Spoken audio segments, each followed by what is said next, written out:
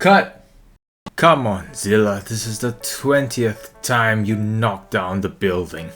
I'm sorry, I'm really sorry. It's these eyes, and I can barely see anything.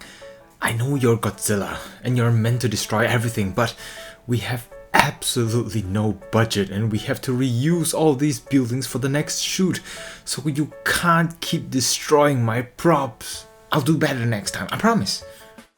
Just pretend like you're going to destroy them, but you don't actually do it. That is the essence of acting. You act like you destroy everything, but in reality you don't destroy anything. Do you get it? Sure. Okay, let's take it from the top.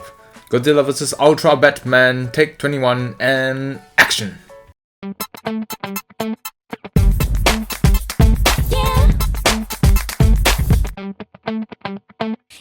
Hello and welcome back to a monster episode on the KenOhwee channel. Today we'll be talking about the gigantic S.H.MonsterArts Godzilla, based on the upcoming film to be released on Netflix, Godzilla, Planet of the Monsters, on January 17, I believe. But let's start with this box. Look at this box. This looks so awesome. My first Godzilla figure. And at the top, wait, why are things upside down? Hold on, could it be? Okay, so this is the front cover. I got it backwards, so let me redo the intro. We'll be talking about the gigantic S.H.MonsterArts Godzilla. Look at that epic looking lizard.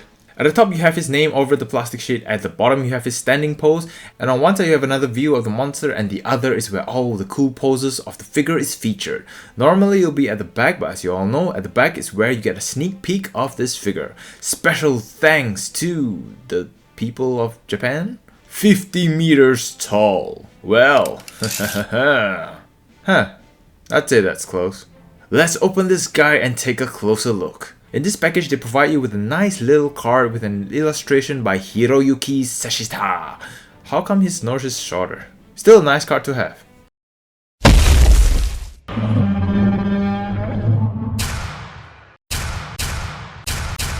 Look at this lizard! I'll be taking more time on the look and articulation of this figure since it doesn't come with any accessories, which is really unfortunate, so let's start. They really took their time sculpting this guy. I mean, look at all those striations. I'm assuming those are muscles instead of furs. Of course they're muscle striations, lizards don't have fur. And this is one jacked lizard. I'll incorporate the gripes I have as we go through his sculpt in detail, and my biggest gripe with this figure, the face sculpt. Now Godzilla is supposed to look mean, menacing, monstrous, and part of that is credited to the design of the eyes. Now this look from the 2014 Godzilla figure is badass.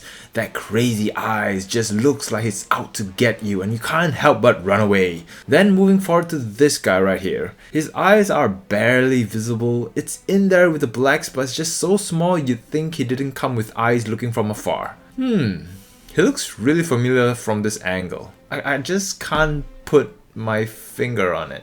Anyway, moving on. Also, a few things that I believe tone down his menacing face are the eyebrows and mouth curvature. For his eyebrows, it is shaped a little perpendicular, or rather it's not angled downwards enough to make him look angry. Like this guy. Angled down eyebrows, angry. Don't mess with him. But this guy? Yeah, he looks a little tamed.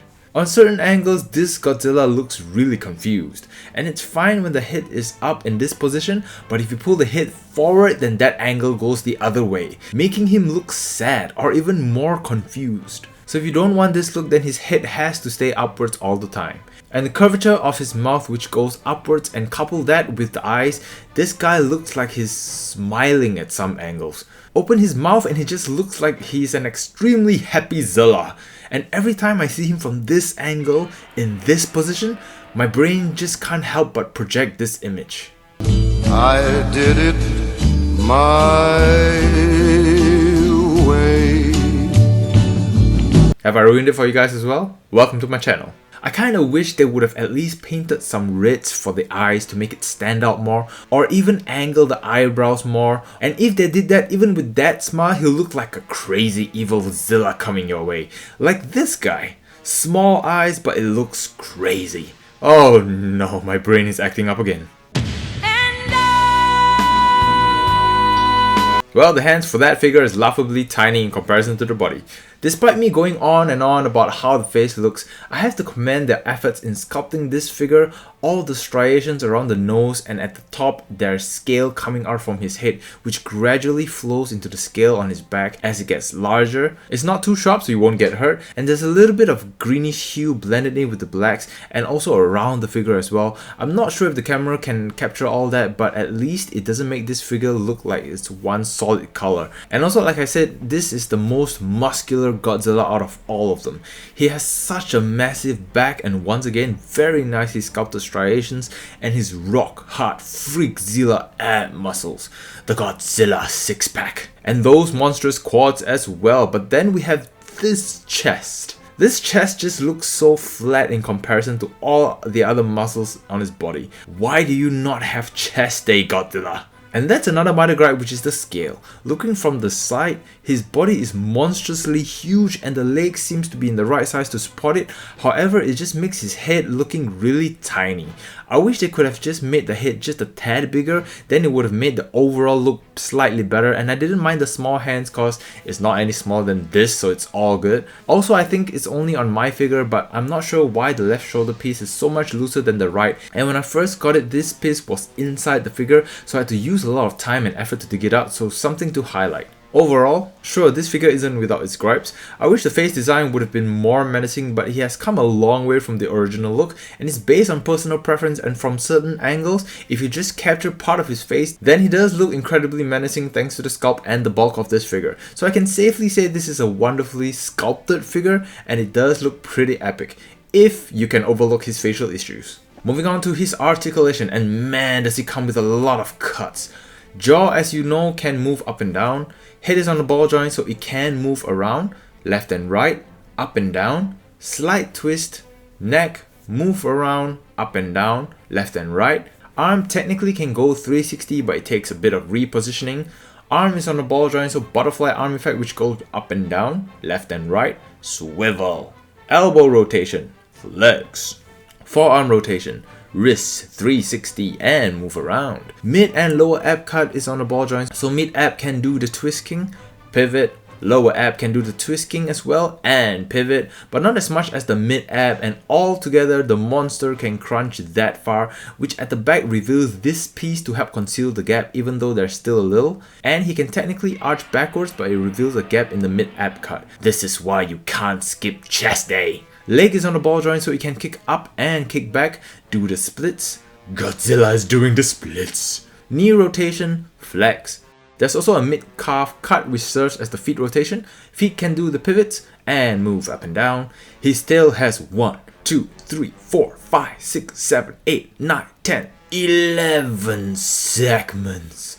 And each segment is connected to a ball joint which can go left and right, up and down, and do a little bit of twist. So altogether the tail moves to the left that far, to the right, all the way upwards and downwards that far. And this is what Godzilla would do in a Sting concert, if Godzilla was indeed only 6 feet tall. My god, the amount of articulation for this monster is simply amazing.